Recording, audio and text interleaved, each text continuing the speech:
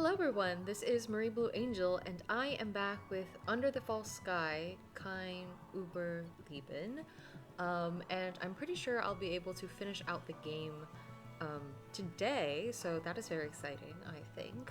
And without further ado, let's just get into it because I have a feeling of the things to come in this story, and better just rip off the band-aid now. And I'm also assuming that the silhouette in this title screen, or on this title screen, is Kein. Right? Right? Wouldn't it be him? Okay, that's my speculation. So, we will see. Alright, now it is Mari's POV. The young colony leader watched the black cloud with fascination as it grew smaller and smaller before finally disappearing behind the mountain range. You okay, boss? What? Yes.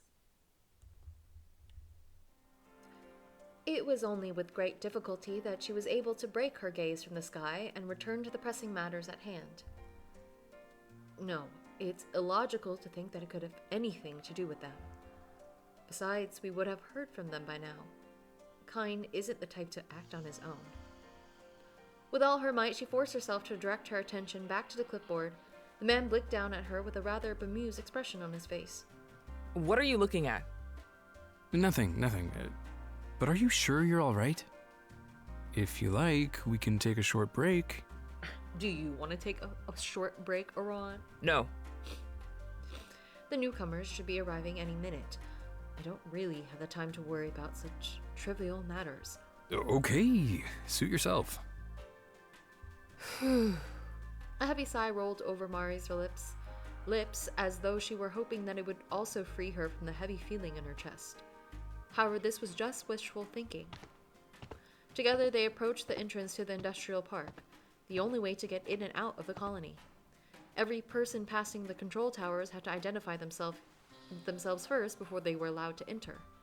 And in case it was the military, they would first have to fight their way through the impenetrable wall that surrounded the entire industrial site, not to mention the group of rebels patrolling it.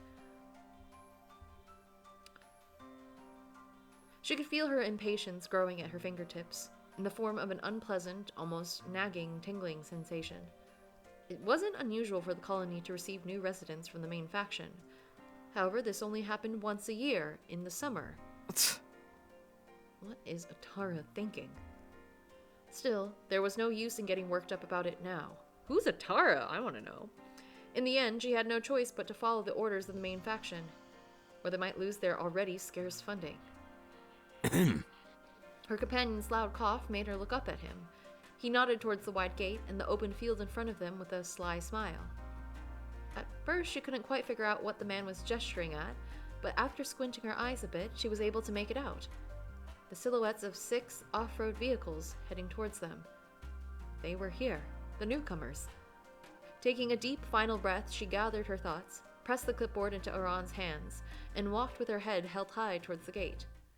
Focused, she looked for the signal. 2 short light beams, 1 long one followed by a 3-second break, and then 4 short and 2 long.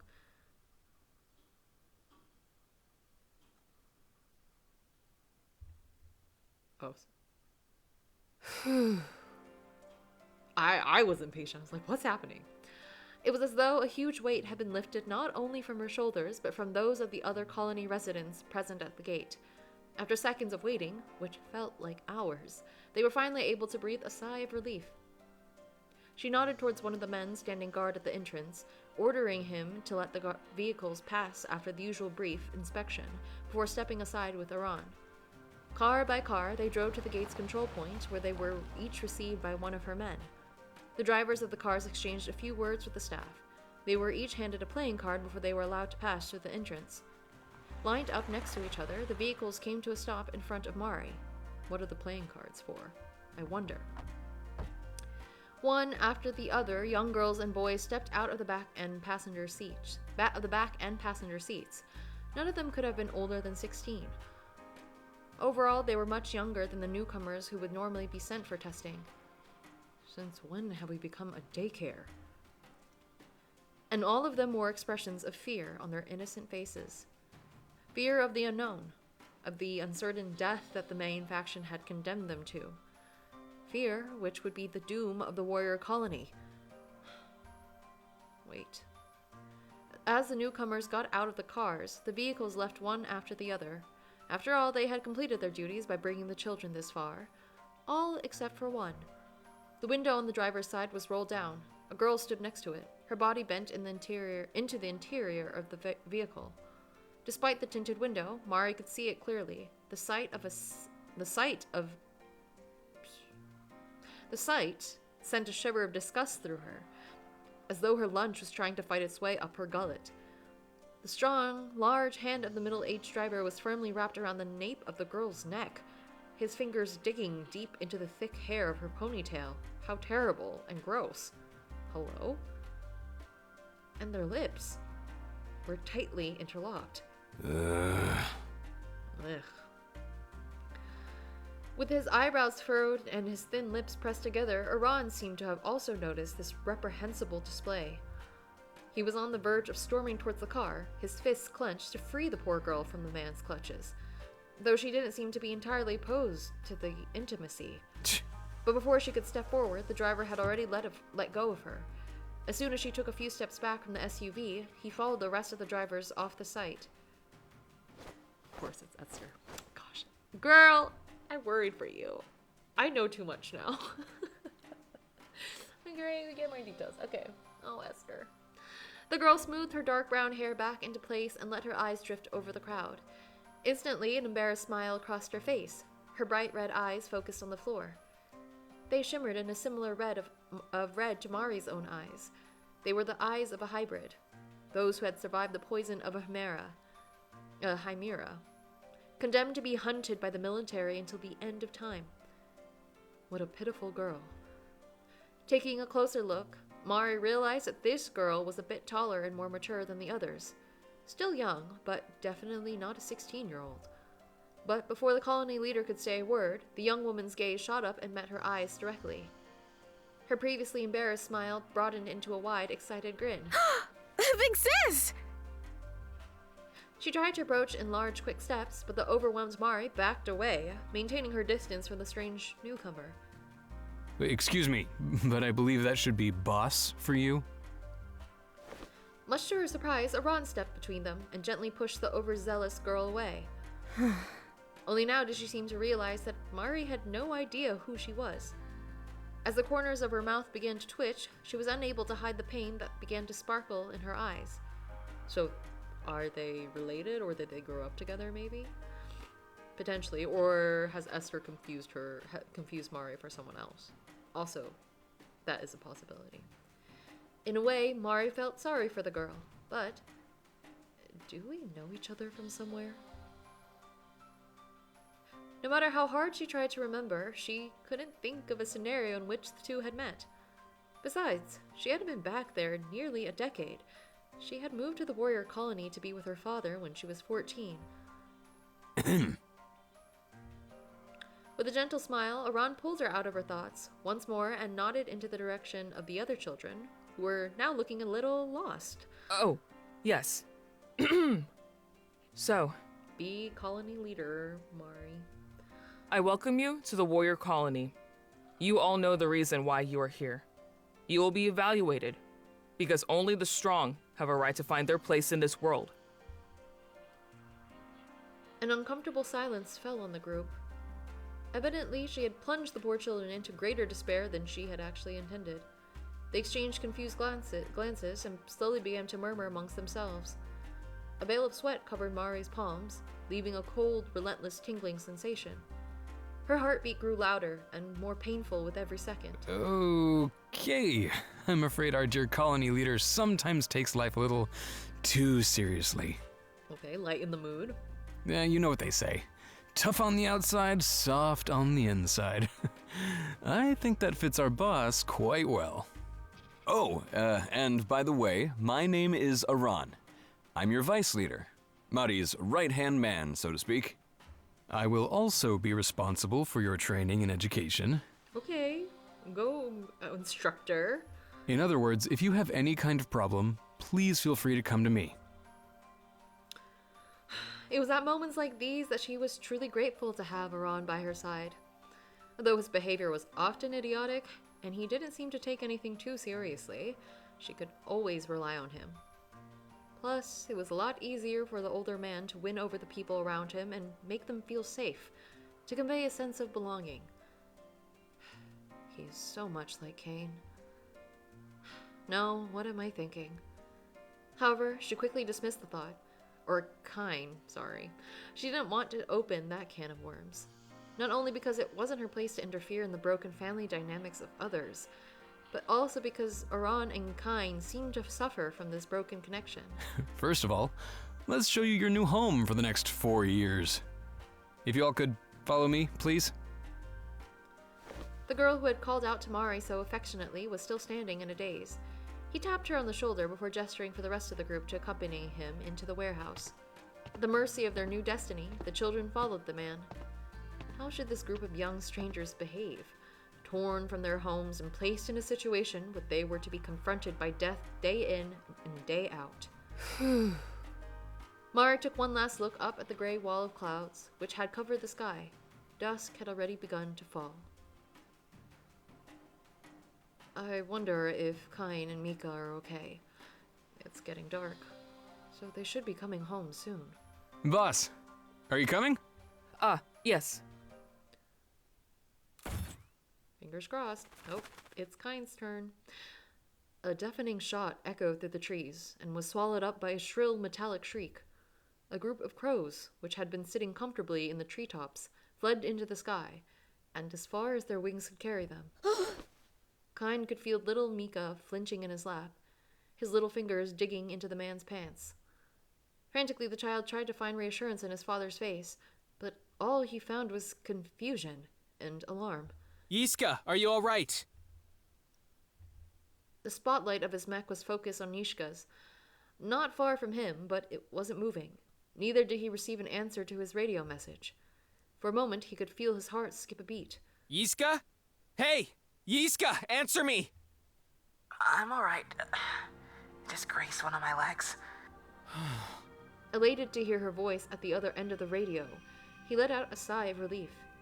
But there was no time for them to relax. They still weren't out of danger. He skillfully maneuvered his mech until they were standing back to back. He let the spotlight slowly guide through the trees in front of him.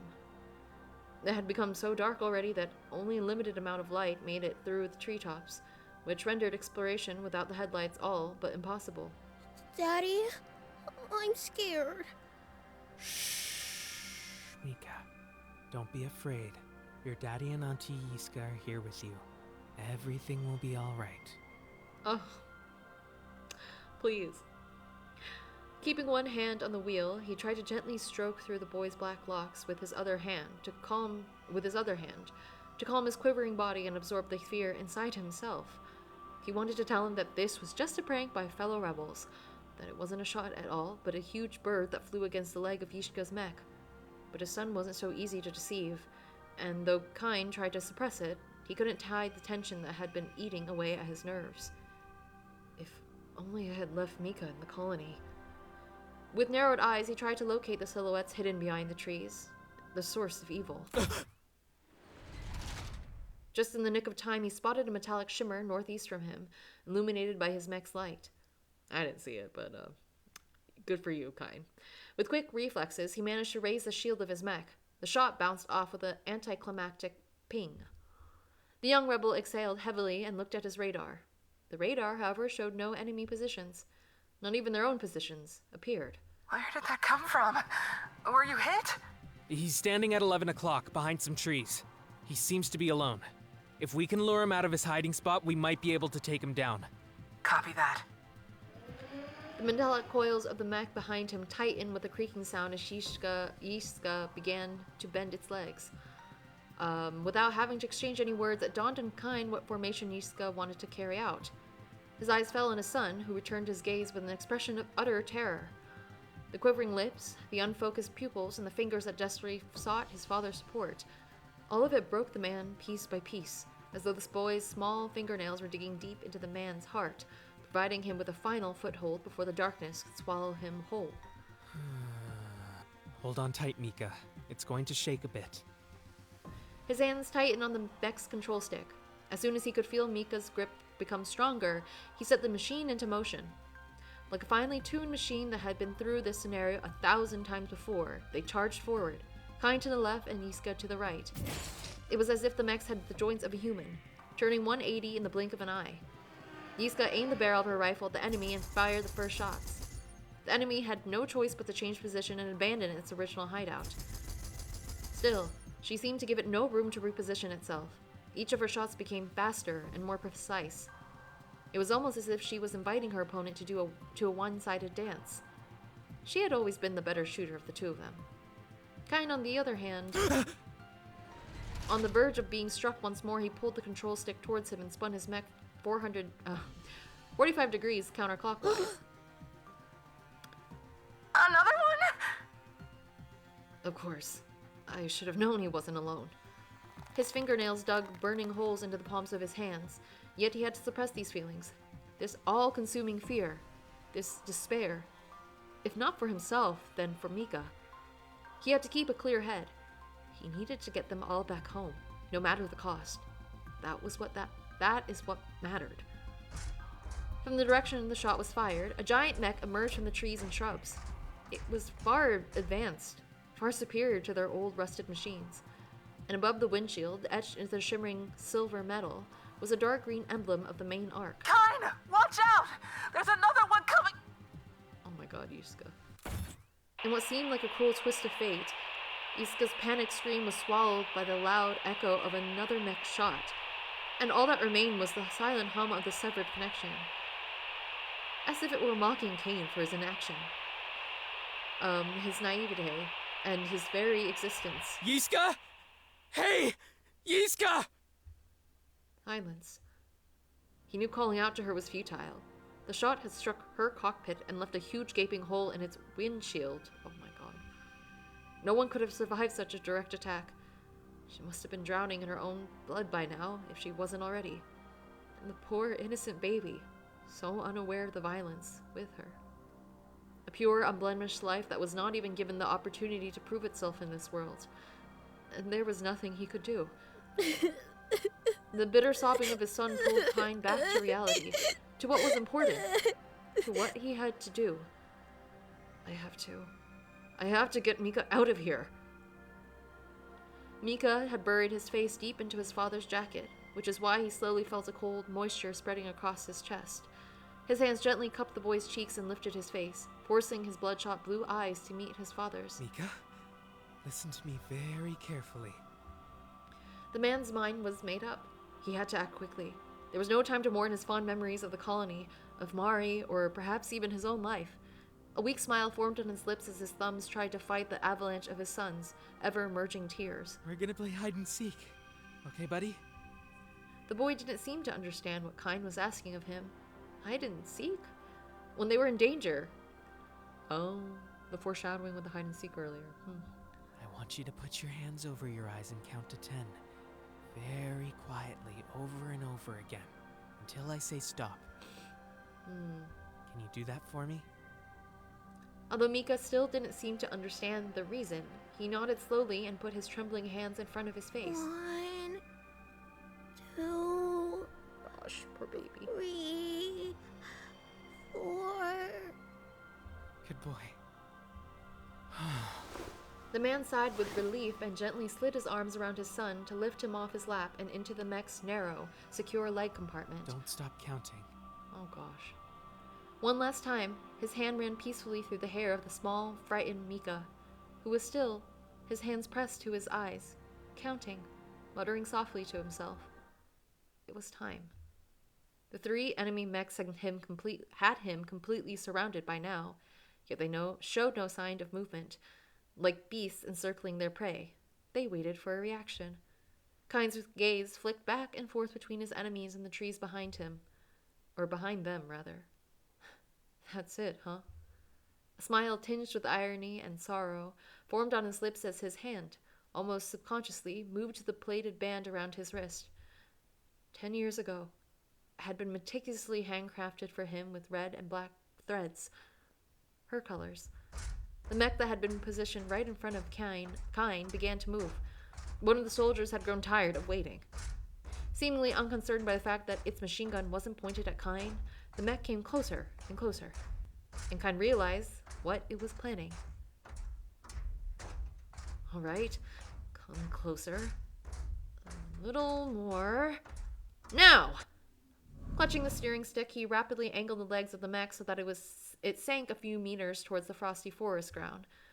And as if he were helping the enemy mech find its target, it managed to ram the huge metallic tip of its leg deep into the windshield of Kein's mech, and drenched the clear glass in blood.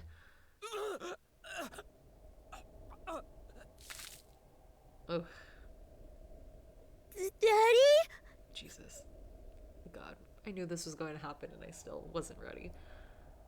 Keep counting, Mika. Oh my gosh, there's even a character sprite with this man all bloodied up. You made a promise. Life was anything but fair. And though Kein thought he had done everything to prevent his own flesh and blood from ever being confronted with its injustice, here they were. His chest was split open, straight through his beating heart, and his poor son cowered at his feet, soaked in his father's blood. These were just a small taste of the cruelties that would await the little boy. I love you. Don't forget that. I hate this. Gosh. Ari, now it is up to you to save him. I'm sorry, I couldn't. Oof. So, everyone. What do we know? How will we know? Will it just be like they're still out there and they haven't reported? They should be back. Oh my gosh. Together, Iran and the group of newcomers arrived in a wide corridor soiled with rust and debris. Despite the colony's best efforts to maintain the industrial park, the lack of new resources was increasingly apparent. Once he had the teenagers' attention, he pointed to the two doors on their left and then back to the rest of the group. These are your quarters. The boys will share that room and the girls the other. Although they seemed to have adjusted to their new reality by now, they exchanged skeptical glances among themselves. How about you take a look at your rooms first, More through force than by choice, they entered their new room, all except one girl. Iran recognized her as the one who had the older man's tongue down her throat just minutes ago. Just the memory of it caused his blood to freeze and his nerves to cringe. How he would have loved to smash that guy's face in. Hey, what was your name again? Huh? Oh, I'm Asta. Embarrassed, the girl avoided his gaze and, taking a few steps back, looked down at her fingernails. She was so much smaller than he was, which is why he had to bend down to get a good look at her downcast face. Could it be that you weren't sent here for the evaluation at all? What are you... You seem different from the others. You're older, and even though they may not know each other, it almost seems as if they're all avoiding you. I volunteered to come here. I beg your pardon? Iran's eyes widened in disbelief. He had seen and heard a lot, but meeting someone who voluntarily joined a warrior colony, this was a first. Especially a young and slender woman like the one standing before him. Are you sure? Her head shot up. It was the first time their eyes met directly.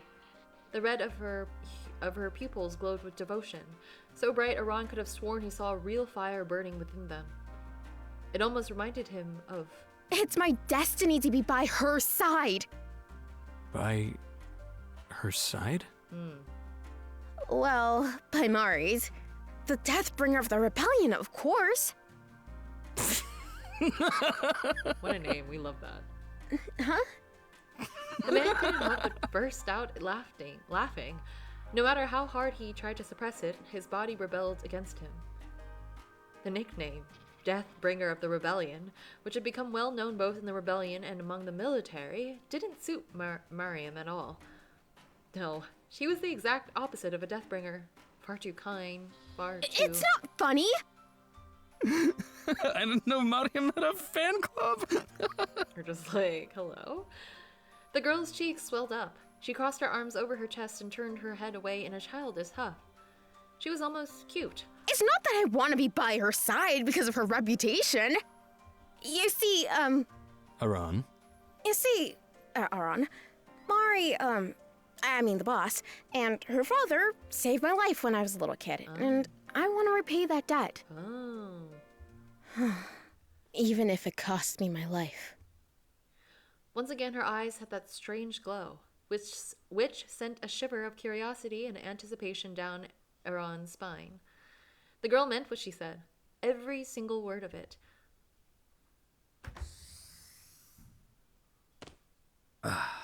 Well, Oh, I can't look at y'all. that was easy. I hate everyone right now. I'm devastated. If you're wondering how I knew this was going to happen, just watch Blood-Covered Snow. Blood-Covered Snow for Under the Fall Sky. That's how I knew. Anyways. Hoshea, a little more decency, please. They were still humans. Oh, stop it. Humans? That isn't worth much. Humans are just another species of animal. I don't like O'Shea, but okay. Having survived the battle against the rebels, the 3 military soldiers climbed out of their battle mechs, one after the other. Darkness had gradually enveloped the day, forcing them to resort to using their flashlights to help them find their way around the unfamiliar terrain. As the last few rays of sunshine had disappeared, the cold was finally able to fight its way up out of the soil. And it appeared to stop at nothing and no one. Now the part of their mission that Kein detested the most was about to begin. Hey, Kenan, take care of the mech you just rammed your leg into. Elias, come with me. You'll take care of the other one. What? Why me? Do I look like I would dirty myself with the filthy blood of a rebel? The young man sighed in defeat and reluctantly followed his childhood friend to the mech. The distance between Kein and the other two grew so wide that he was only able to make out the glow of their flashlights, as well as the shadowy figure of the grumbling Ilias. Kein also wanted to get through this macabre task as quickly as possible and return to his beloved and his son. Something the rebels were no longer able to do, if they even had families. No. Shaking his head, he attempted, almost compulsively, to banish the thought from his mind and return to the matter at hand. They had defeated the 2 rebels with ease, but that was no surprise. The mech in front of him was much smaller and more outdated than the ones they were using. The rebels' fate was sealed from the moment they had grazed that tree. Once Kein's unit found their tracks, they had no chance of escaping. He pulled his body up to the hatch of the mech. Guided only by the beam of his flashlight, he searched for the button that would open the cockpit.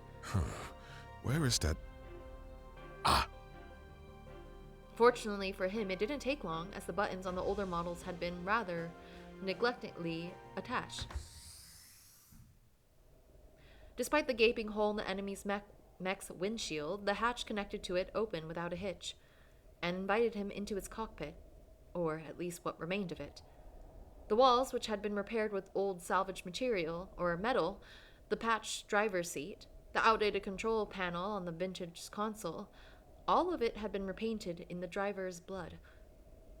Okay, now I just have to... He halted. Amid the silence of the night, where the only sound was the melodic rustling of the branches in the winter wind, he could swear he recognized the voice of a child. That of a boy, quietly counting to himself in a shaky rhythm. 1, 2, 3, 4, 5, 6, 7, 8, 9, 10. And again.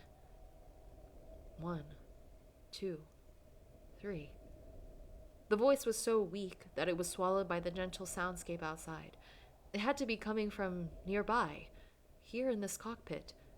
Carefully, he steadied himself on the rim of the hatch and let his flashlight wander into the narrow legroom. No.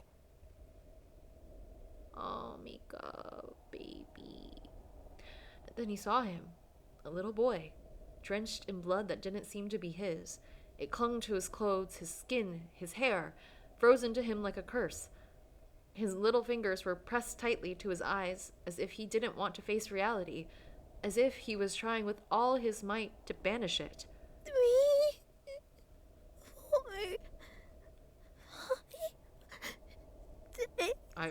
Cue my crying. Oh my god, stop. Oh, poor baby. Like a mantra, he kept counting to himself. It was as though this was far more important than the presence of Kein, his enemy, his judge, and his executioner. For he was to suffer the same fate as the man in the cockpit. Just like that unfortunate soul, the boy would also. Just as Kein was about to reach out and grab the child, an image flashed before him. And although the vision was brief, he still recognized the wide smile, with the cute dimples, the skin that was like his, and the eyes that resembled hers. Like a warning lash, reason whipped Kein in the face and left him petrified. Gideon. No. Oh, what have I done? This child is still so young, so why? Horrified at what he was about to do, he looked at his trembling hands. Would he also be responsible for the death of this poor boy, after he brutally ripped him from his own father? No. His parents' death must have already been the worst kind of torment imaginable for him. Kein couldn't allow any more harm to come to the child. Oh my.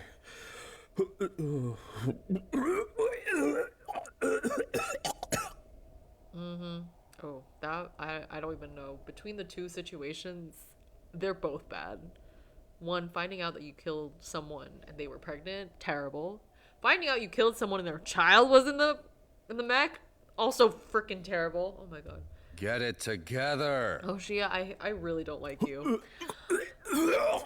The distant voices of his comrades brought the soldier back to his grim reality.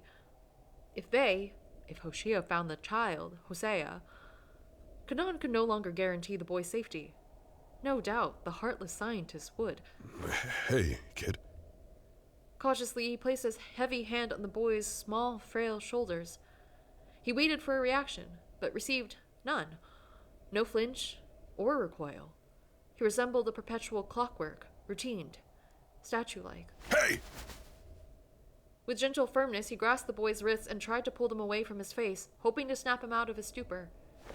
As soon as he let go, the boy buried his face in his palms again, continuing his robotic chant. They didn't have time for this.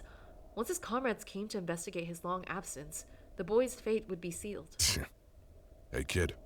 Keep your eyes shut for a moment, will you?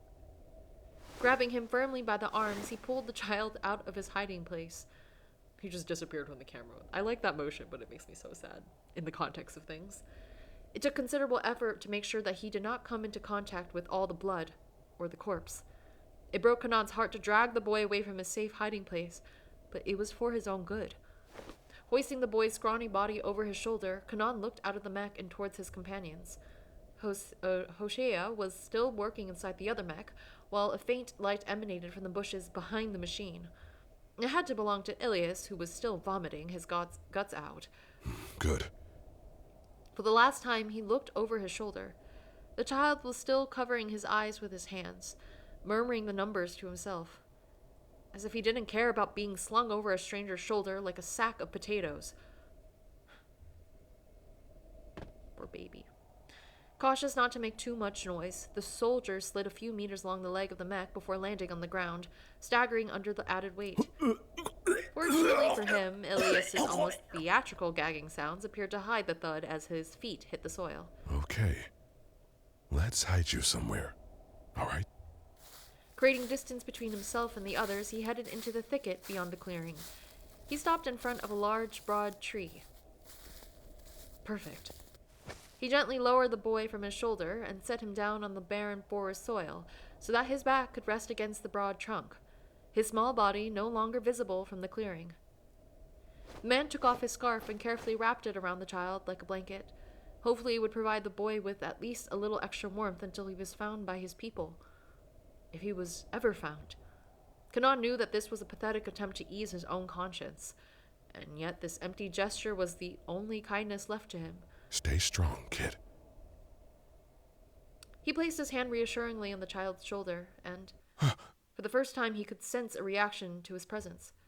The boy's rhythmic counting faltered, a bit only for a millisecond, and his fingers, previously pressed tightly together, slowly parted. And in the weak light of his flashlight, he saw them. Ice cold, bloodshot, blue eyes. So empty and yet seething with hatred. The sight sent shivers down the soldier's spine. Regardless of how desperately he tried, he couldn't move a single muscle, as if those eyes were freezing the blood in his veins. This is really creepy, but understand. Oh, this is I like this image, to capture the feelings. Woo! Oh, Mika.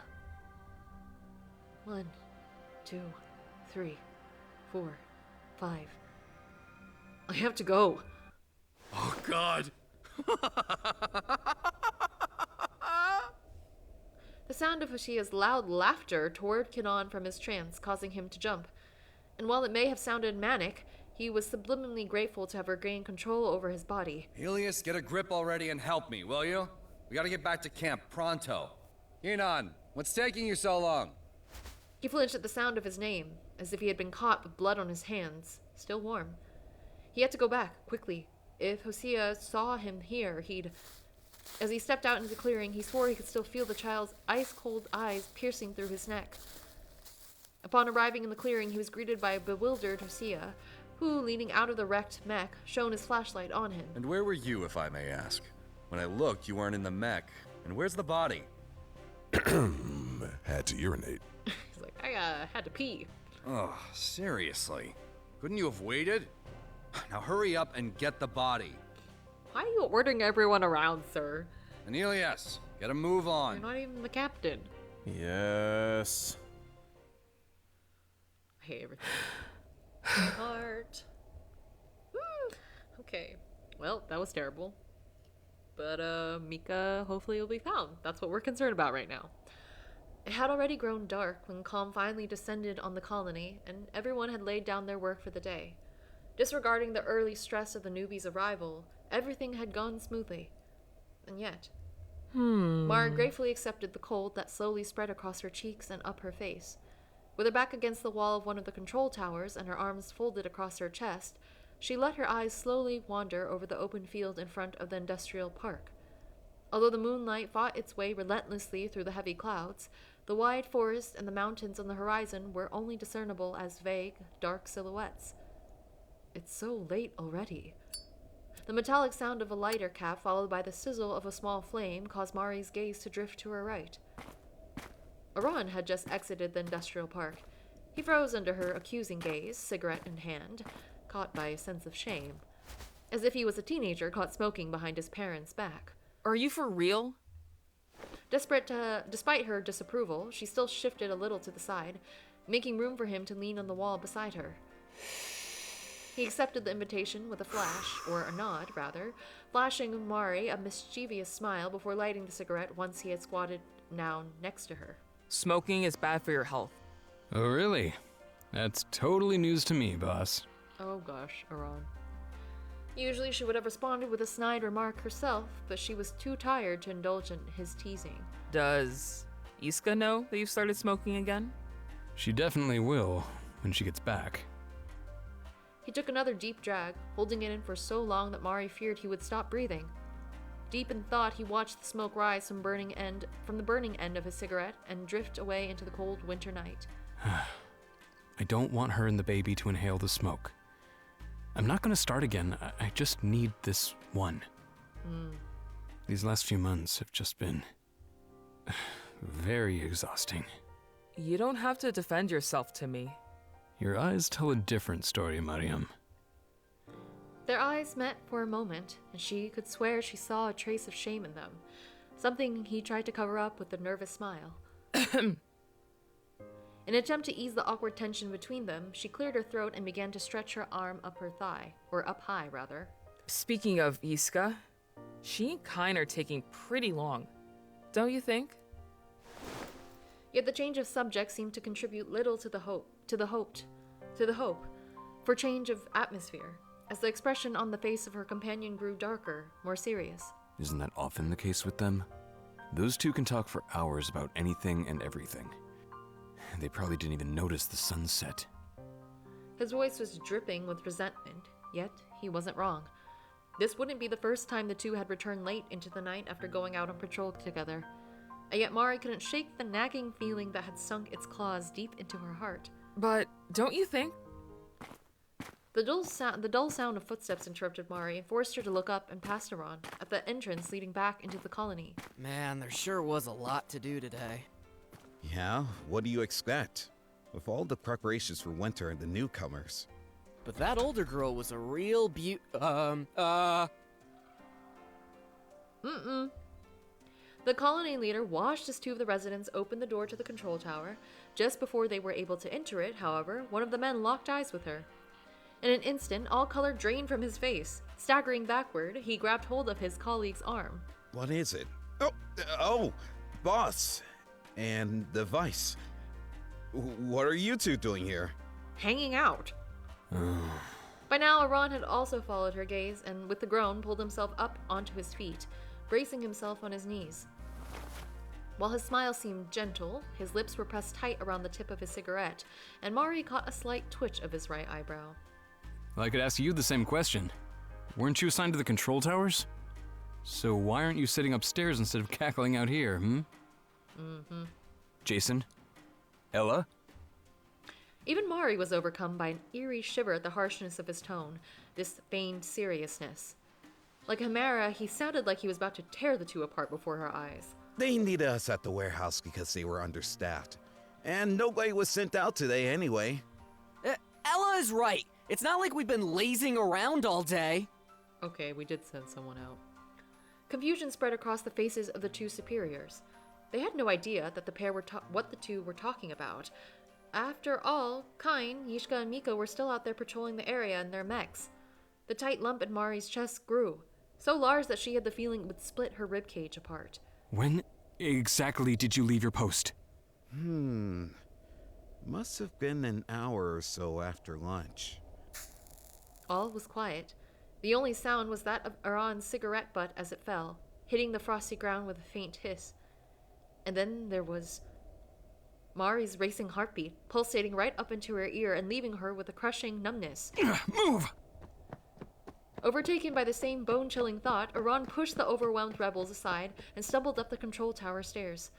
It was difficult for Mari to follow him, as her legs felt like sacks filled to the brim with sand, so soft and heavy, as if they were determined to keep her from reaching the top and confirming her harrowing prediction. Oh gosh.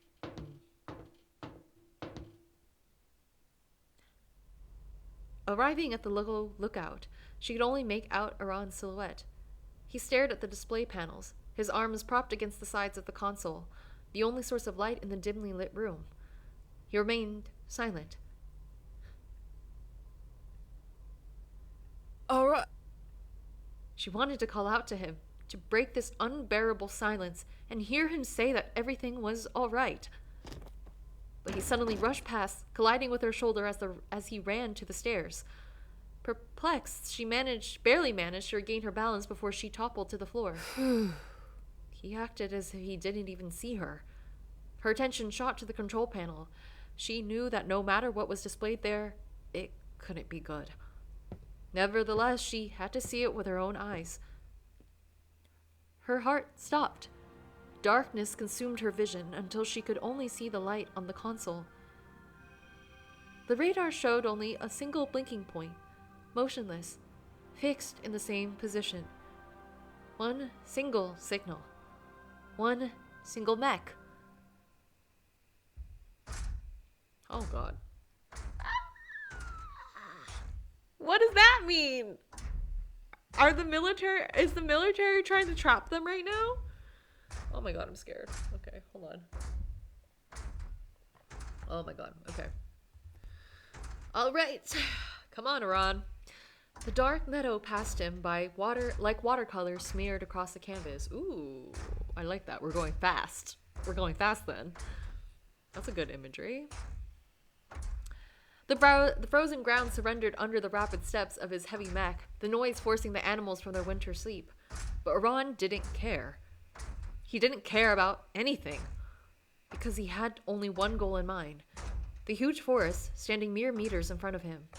Hey, Iran, don't run so far ahead. You'll lose the rest of the group.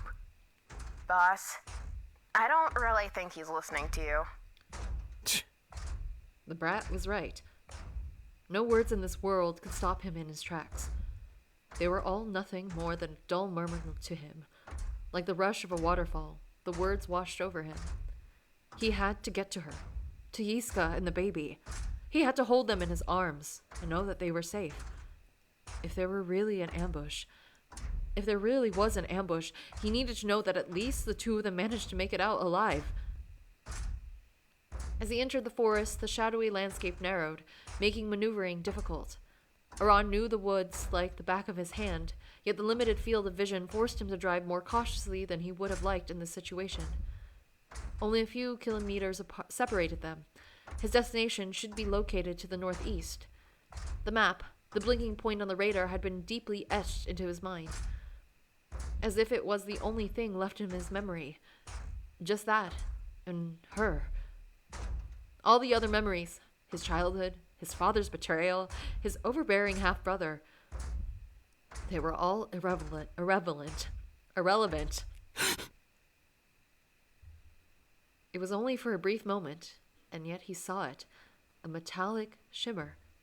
He brought his mech to a halt and threw his headlights in the direction of the reflection. A magnified image of the grove of trees was projected onto his windshield. The metallic shimmer was the paint of a mech, which had been carved deep into the durable bark of one of the trees. There was no doubt about that. His half-brother had repainted it after Mika had begged him. Iran remembered that day all too well. They had to be very close by, just a little further. His hand tightened around the control stick. He couldn't afford to waste any more time. Oh my gosh, I'm literally like, what's going to happen next? Here you are. We should... And there he goes again. How did we get Esther to join us? Like, so quickly, I mean. The group of fellow rebels who had followed Iran into the depths of the forest finally caught up with him, just in time to see him sprint off again. With his eyes fixed firmly on the road ahead of him, he caught sight of it in the distance. A guiding light at the end of the path, growing larger and larger with every step of his mech. Like a lighthouse, it showed him the way.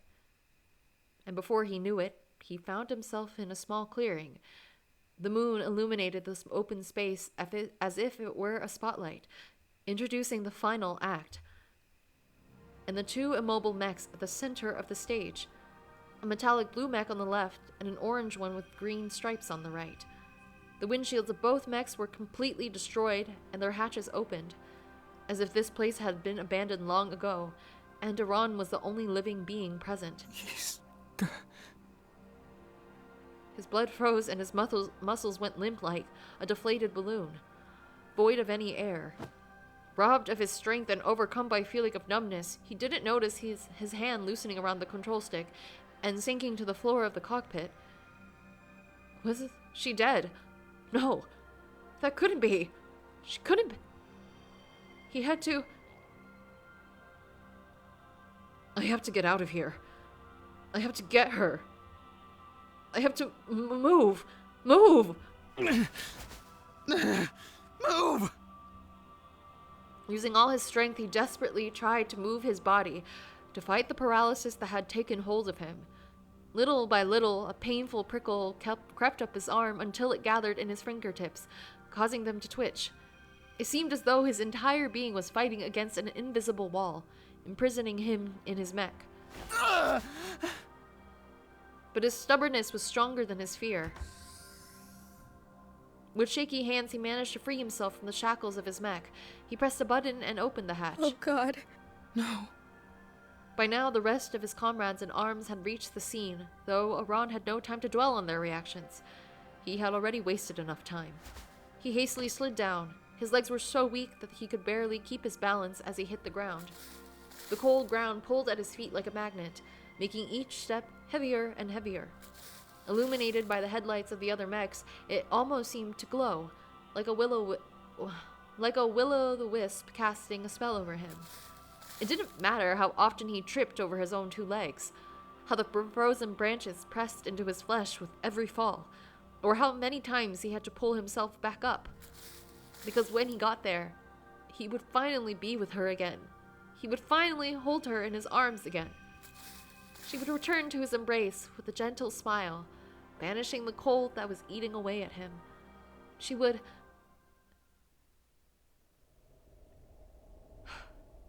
But he wasn't welcomed by the warmth he craved, nor a smile, or a Yiska. He was welcomed by nothing and no one, by nothing except a large pool of blood that had frozen onto the mech's leather seat. Her blood. Aron's legs gave way completely, and he slumped onto the hatches still. The shattered glass of the windshield dug deep into his knees and palms, yet he felt no pain. The icy cold air seeped into his open wounds, sapping his body heat until he was cold. He was as cold as a corpse. His gaze was fixed solely on the blood-red sea in front of him, but he couldn't see it. Whatever. What? Okay. For in its place, he saw a delicate, lifeless body, blood-stained brown curls, dark skin, drained of all its color, dull chestnut eyes that stared back at him, completely empty. The image branded itself into his retinas. Iska, was dead. Their baby was dead. They were both gone, and it was his fault. If only he hadn't allowed her to go on a patrol. If only he had remembered to assign someone. None of this would have happened. In the end, he was just like his father. Like him, he had sent his wife to her certain death. He murdered her. He had murdered Yiska and their child. It was his fault. His fault. His fault. His fault. His fault. His fault. His fault. His fault. His fault. His fault. His fault. His fault. His fault. His fault. His fault. His fault. Girl. I already knew this tragic backstory, but seeing it is a different story. Seeing it like play out, oof. Oh, we're doing the laughing denial laughter. A laugh filled the cockpit, followed by an ear-splitting scream. Was that his laughter? Was that his scream? Were these his tears rolling down his cheeks? Pathetic. He was just pathetic. The man's legs carried him down from the mech and back onto the cold ground. She was gone. His blurred vision was dazzled by the headlights of the mechs directed at him, mocking his plight. He would never see her again. The voices of the colony residents, crying out for the vanished, suffocated Aron like the muffled roar of the sea. There was nothing left to keep him here. Amid the silhouettes, the mechs, and the shards of metallic debris, he recognized it, shimmering at his feet, an ocean of windshield fragments glistening in the sun. His anchor had been washed away by the tide. Oh, what beautiful words that hurt me. Oh my gosh. His hand grasped one of the large glass shards. Almost fascinated, he watched as it slowly pressed into the flesh of his wounded palm. And all because of him. Like a comforting caress, the blood slowly ran down his wrist, down his forearm. It was so warm, yet he couldn't feel it. So why was he still alive? Stop! Yeah, let's slow your roll there. Like, this is very tragic, but let's not add to the tragedy, my dude. Come on, Mariam. He expected the world to turn into eternal darkness, the voices around him falling silent for good. Instead, he was painfully knocked to the ground. Mariam had thrown herself at him with full force, as she dug her fingernails painfully deep into Aron's left shoulder with her hand. One hand, her other hand grasped his wrist, trying to pull it away with him with all the strength her body could muster. This piece of broken glass would deliver to him his desire. It would finally rid him of his unbearable suffering. It was so close, mere inches away from its target. the soft skin of his throat. Do you really think you could just run away? Simply end your own life? Huh? Answer me, Aran! Do you really think you can leave me here all alone with this pain? You selfish asshole! We're all going through it. Damn.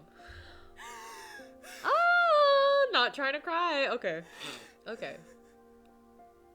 I'm trying not to cry is what I meant. A warm, salty fluid dripped onto his nose and rolled over his ice blue lips. Drip, drip, drip. Mariam's tears, those of a young woman who hid her insecurities behind a facade, keeping her feelings at a distance from others. They flowed uncontrollably down her face, which seemed to surprise her at first, for she had lost all control over this mask that she had forced upon herself for so long. It was the first time Aran had ever seen her cry in front of him. She had never given in to her grief, not even at her father's deathbed. She had always held her feelings back like a laboriously constructed dam. But that dam had finally collapsed. Why?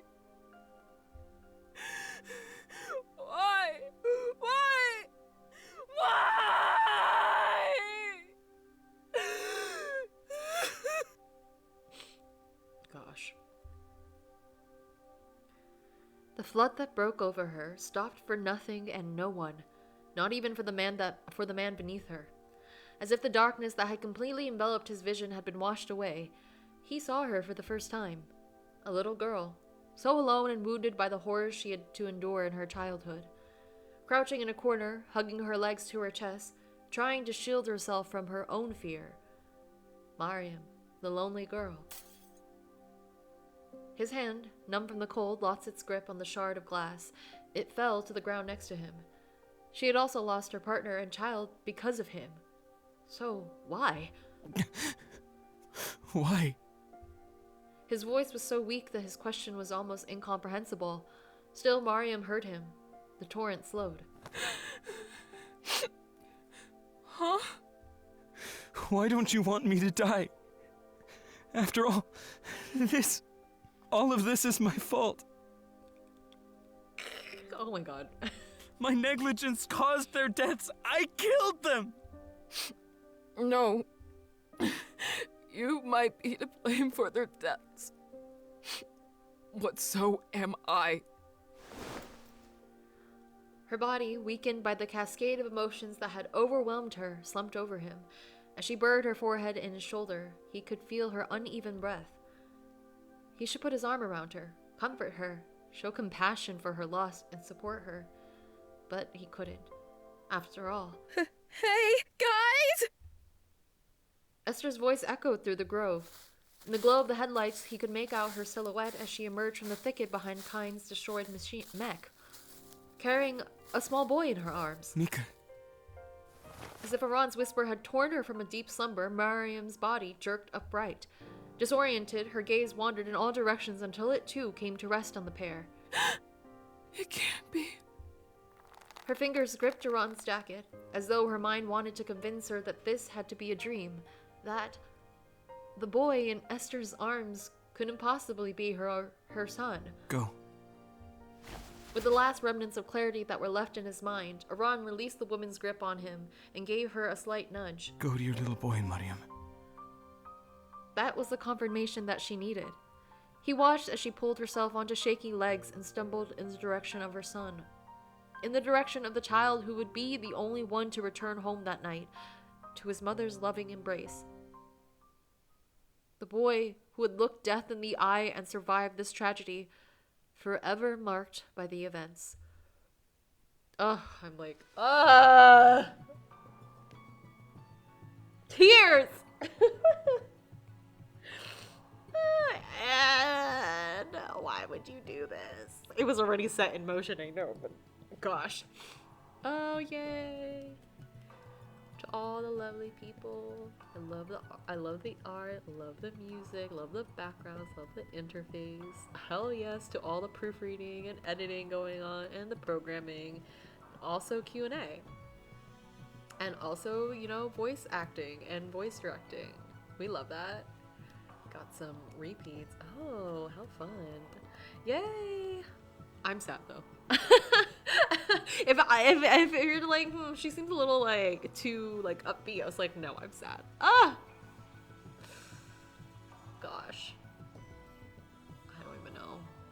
Every time I play through an Under the Fall Sky story game, I feel like I need to cry afterwards. All I can say is that if this is the first visual novel in this universe that you are encountering, then you should go check out the others for yourself.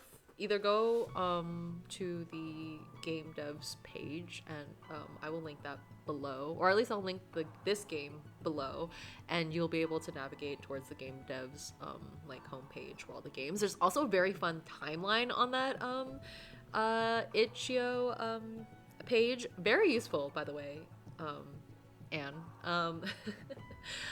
I know that like I get things confused, but it's very clear to me like where things are generally, especially as the more and more you like, you know, add more to the story. But anyways, there's also some like sneak peeks for future things that are supposed to be happening, and that's very exciting, especially given that this is not even the main story. Like it's all adding to like the universe and things, but this is not even the main story. So I'm very excited about it, and honestly, all I can say is that these are always so tragic. Like so far, besides everything, actually almost everything that I've consumed in this universe has been like pretty tragic. So if that's more of your cup of tea, then feel free to check out more. I played through most of what exists currently, except for one side story, and I should get to that at some point. But I was involved in the like editing, proofreading aspect of it, so I think at that point, and I don't know, time just got away from me then, I think, so I should get to that so it can be more of a complete collection of playthroughs on my channel. But anyways, I really enjoyed that. All the mechanics and things, also like playing through the story and things, it was very helpful to see that like the animation and like the little like nuances to like the blinking and the expressions and like the movements and stuff, like that's really nice, as per usual. I can't really say much more about like the story just because everything is a big huge spoiler if I do, so I encourage you to go check out Under the False Sky. Yeah, this is well done. This has been well done. This is well done. This has been well done is what I'm trying to say. So I'm very glad to see another one of these, and I look forward to more, and also I really want to just get back into the world, so hopefully I can also become more involved again. I don't know why. Yeah, I'll have to talk to you about it. And like later. Anyway, sorry, I'm rambling now. Anyways, that's all to say. Bye, guys. Sorry for the drama. Sorry for the tragedy, but that's what we got ourselves into. Yep. I really like the colors on the title screen, by the way. Like this kind of like, you know, this mesh of like reds and all these colors. What is this? It's like very Technicolor, like TV-esque. And my favorite image was probably like the CJ was like of Mika looking at Kanan with like, you know, so with this very intense stare, like he's committing this whole situation to memory, which he did. So yes, anyways, thank you so much for watching. If you liked the video, please press the like button, and if you'd like to see more of visual novel playthroughs on my channel, please feel free to subscribe and hit the bell for notifications. I will definitely be back for more, and also particularly for any Under the False Sky content once there are more stories to play through, then I definitely will. So yeah, thank you again for watching, and I hope you have a good rest of your day. Bye!